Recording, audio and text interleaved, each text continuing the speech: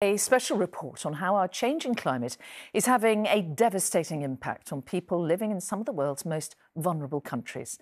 The combination of the global El Niño weather cycle and hotter temperatures has left large parts of Africa bone dry. 6 countries in southern Africa have already declared a state of drought emergency. A new report shows nearly 15 million people will need urgent humanitarian assistance between now and Christmas. And it's estimated more than 2 million children are acutely malnourished. One of the countries suffering most is Zambia. Our science correspondent Martin Stew travelled there and heard how the long drought is affecting its people.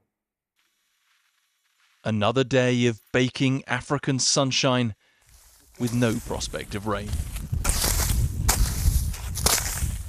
100% of Nyambe's crop failed, scorched by the sun and starved of moisture. She tells me she's been reduced to eating dried leaves. Everything we had, all our seed went into the land and nothing came out. In neighbouring Kalabo, a crowd builds waiting for subsidised maize. Nalishua is 6 months pregnant.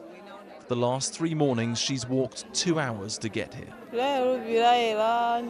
I'm really worried about my baby. I don't know what will happen because I've been hungry for days. A full-scale crisis is hanging in the balance. Starvation for now, staved off by medical intervention and aid. Nutrient-rich rations have brought Mabuti's babies back from the brink.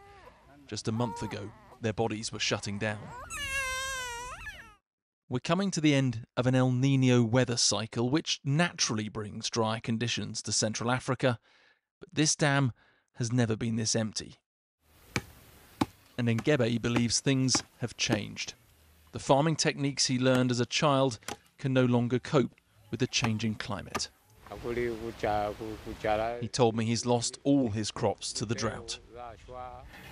You can gauge the depth of the climate crisis by the depth of boreholes. Unlike this one, 3/4 in the country are no longer deep enough to reach underground reserves. When or if the rains do finally arrive, the best case scenario is the harvest won't happen until February or March. The worst case scenario is the rain doesn't arrive, or when the rains do come, it rains so heavily it washes away the topsoil and crops, plunging this country into another crisis. In this increasingly unpredictable climate, they're planning for the worst.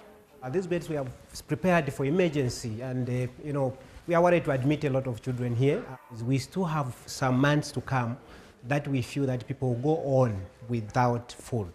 What we would worry about is what we have seen. Death is something that we can worry now. We know that, like just in Western Province alone, 88% of households are already food insecure. This is not just, an environmental issue, but it's a child rights issue. Another of those rights is education. Full classrooms rely on full tummies. Really, we are worried as a school, and as a teacher, I'm worried because we are likely to have most of the learners dropping out from school because of hunger. Drought has even cut power. Nearly empty hydro dams have forced electricity to be rationed to 3 hours a day.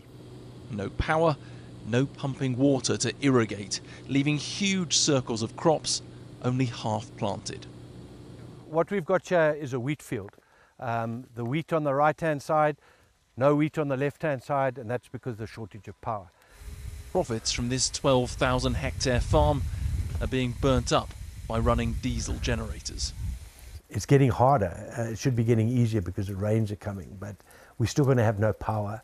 We're only going to be able to probably have power in February when the Zambezi floods, hopefully. If this is the new climate normal, old habits need to change. Maize, responsible for 2/3 of calorie intake in the country, is being supplemented with native drought-resistant cassava.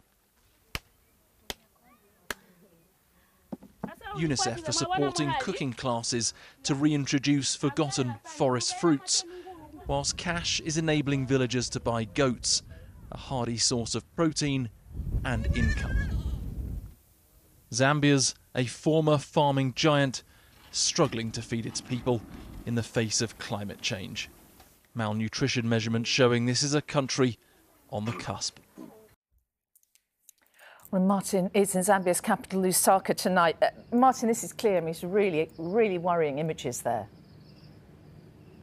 Yeah, extremely concerning, Mary. When you look at the climate in the UK, what we've seen over decades is that we're seeing longer, hotter heat waves and then more intense spells of rain. Move that to a country like the Zambia, which starts with a more extreme climate, and all of a sudden you have a greater risk of drought at one end or floods at the other. And yet when you come to talking about who's to blame for man-made climate change, well, emissions of a whole year here are racked up in just 10 days in the UK. So they're at the forefront of this. They're causing huge concerns with hunger, as you saw in the report.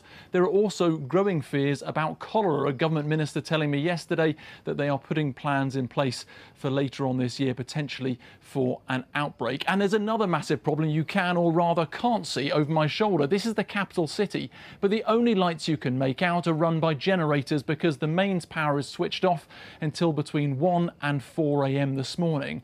Without that power, the country is really struggling. They need to build solar, but if you haven't got the power, you can't build business, and if you can't grow crops and sell them, you can't get the money in. It is a vicious cycle which is increasingly impacting huge numbers of developing countries around the world at the forefront of the battle with climate change.